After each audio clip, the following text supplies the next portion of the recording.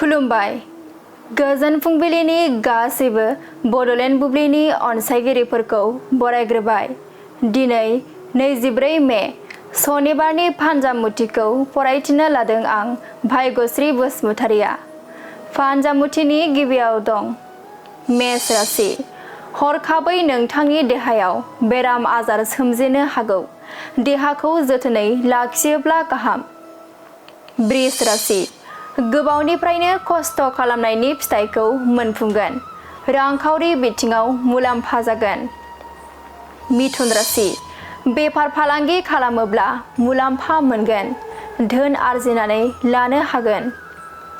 कर्कट राशि। नोंथाङा जेखि हाबा मावा मानो गुबुननि हेंथा मोनगोन। असान्थिजोंनो साना बारलांगोन। सिंह राशि। साननाय बायदियै खामानिफोरखौ मावफुंनो हायैयाव जोबोद दुखु मोनगोन। देहाखौ लोरबां मोनगोन। कन्या राशि। गावनि आंगोखौ खाथियाव मोननो लुबैगोन। गोसोखौ उरां फारां मोनगोन। तुला राशि। मोजां हाबा मावनायनि गोथार फिथाइखौ मोनगोन। गोसोआव गोजोननाय मोनगोन। गोथार सान। वृश्चिक राशि। फिसा बाथ्राखौ लानानैनो लोगोथिनि गेजेराव मोनसा मोनलायनाय सोमजिगोन। गाज्रि सान। धनु राशि। मावनो लानाय खामानियाव गावनि आंगोनिनो हेंथा मोनगोन। असान्थिजोंनो साना बारलांगोन। मकर राशि। गोबावनिफ्रायनो मोननो लुबैनाय बेसादखौ मोनफुंगोन।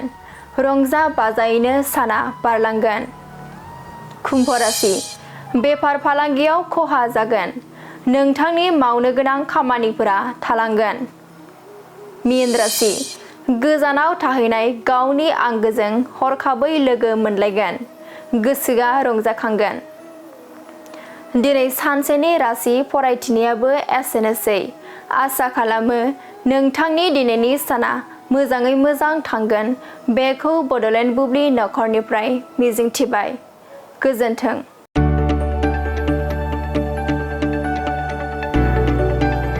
गोजोनथाव खौरां।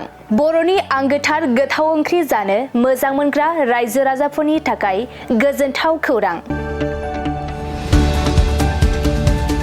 बर'नि आंगोथार ओंख्रि जानो मोजां मोनग्रा रायजो राजाफोरा बे गोदानै खुलिनाय लाइजौ हटेलाव हाबफैनो हागोन। जाखांफुहांनाय लाइमोन फालांगिरि गपेश बसुमतारिया अदालगुरिनि टंलायाव बेखेवदों बर'नि आंगोथार ओंख्रि मोनग्रा गंसे हटेल। अदालगुरि जिल्ला टंलानि मिउनिसिपाल बर्ड मावख'नि साखाथियाव गोदानै बर'नि गोग्गो जानाय आदारनि गंसे लाइजौ मुंनि हटेल बेखेवदों। अदालगुरि जिल्लानि सिङाव थानाय फालांगिरि नोगोर टंलायाव गोदानै खुलिनाय बे लाइजौ हटेलाव बर'नि दोरोङारि जाग्रा आदारजों लोगोसे गोबां जाग्रा आदारफोरबो मोननो हागोन। गोदानै बेखेवजानाय बे लाइजौ हटेलाव अमा बेदर, बोरमा, लकेल ना, साम', नारजि, अनला खारै, थास', मैथा आरो नाफाम आरो गोबां आइटेमफोरखौ मोननो हागोन। बेनिखायनो नोंथाङाबो अदालगुरि जिल्ला टंला लामाजों थांलाय फैलाय खालामोब्ला बे गोदानै खुलि जानाय लाइजौ हटेलाव हाबनानै बर'नि दोरोङारि गोथाव जाग्रा आदारफोरखौ जालांनो हागोन। आरो नोंथाङा नैबे 9101758967 जानबुं नम्बरनि गेजेरजों खौरां लाहरनानै आबुङै मिथिना लानो हागोन।